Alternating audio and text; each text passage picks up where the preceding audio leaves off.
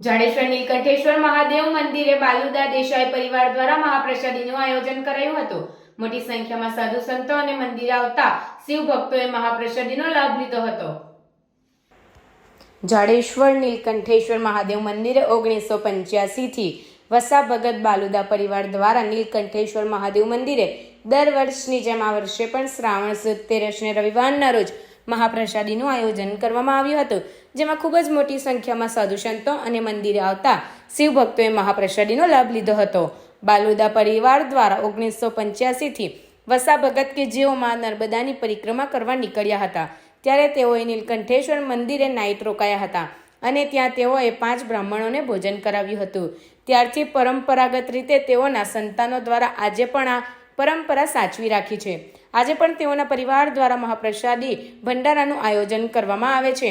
અહીં આવતા સાધુ સંતો અને ગરીબ વર્ગના ભાઈ બહેનો અહીં દાન દક્ષિણા પણ આપવામાં આવતી હોય છે। આ સિવાય વસ્ત્રો અને સાલ ડોસા સહિત પણ આ પરિવાર દ્વારા અહીં આપવામાં આવતું હોય છે। અહીં આવતા તમામ સાધુ સંતોને દક્ષિણા પણ આપવામાં આવતી હોય છે। ત્યારે બાલુદા પરિવાર દ્વારા 1985 થી નીલકંઠેશ્વર મહાદેવ મંદિરે મહાપ્રસાદી ભંડારાનું આયોજન કરવામાં આવે છે। ત્યારે આ વર્ષે પણ શ્રાવણ સુદ 13ને રવિવારના રોજ મહાપ્રસાદી ભંડારાનું આયોજન કરવામાં આવ્યું હતું, જેમાં ખૂબ જ મોટી સંખ્યામાં સાધુ સંતો અને ગરીબ વર્ગના ભાઈ બહેનોએ મહાપ્રસાદીનો લાભ લીધો હતો।